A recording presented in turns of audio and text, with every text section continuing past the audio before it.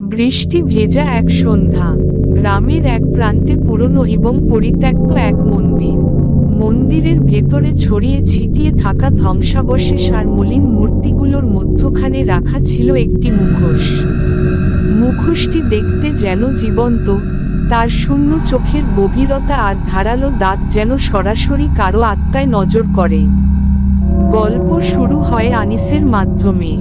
আনিস, একজন প্রাচীন জিনিস সংগ্রহকারী, দীর্ঘদিন ধরে গোপন কিংবদন্তির খোঁজে ছিল।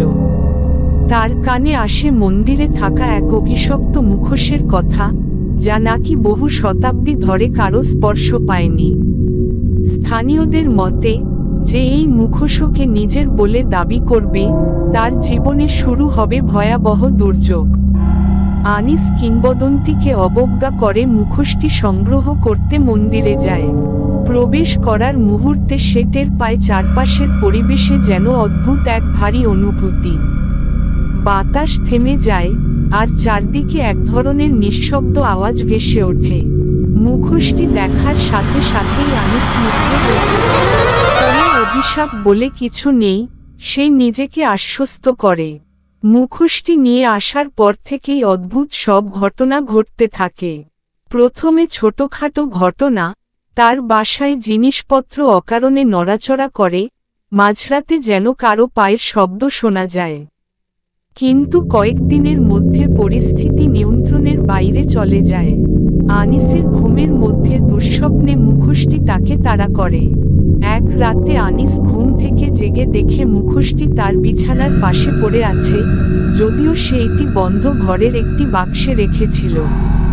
মুখোশটি যেন জীবন্ত, তার ভেতর থেকে এক ভৌতিক কণ্ঠ ভেসে আসে, তুই আমার শান্তি নষ্ট করেছিস, এখন আমি তোর আত্মা নিয়ে যাব।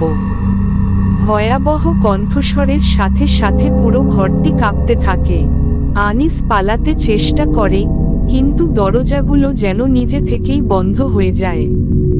মুখোশটি ধীরে ধীরে মেঝে থেকে উঠতে থাকে এবং বাতাসে ভাসতে থাকে।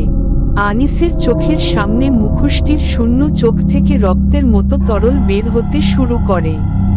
পরদিন সকালে গ্রামের লোকজন আনিসের বাড়ি গিয়ে দেখে, ঘরটি ভিতর থেকে লক করা। দরজা ভেঙে ঢুকতে গিয়ে তারা এক ভয়ানক দৃশ্যের সম্মুখীন হয়। আনিসের শরীরের কোনো চিহ্ন নেই, শুধু রক্ত দিয়ে লেখা একটি বাক্য, মুখোশে পারে না। এরপর থেকে মন্দিরে মুখোশটিকে আবার দেখা যায়। গ্রামে আর কেউ কখনো সেখানে যাওয়ার সাহস করেনি। তবে কেউ কেউ বলে, রাতে মন্দিরের চারপাশে ঘুরলে অদ্ভুত কণ্ঠস্বর শোনা যায়, তুই কি আবার এসেছিস? মুখোশটি শুধু একটি জিনিস নয়, এটি একটি আত্মা, অবিরাম প্রতিশোধের জন্য তৃষ্ণার্ত।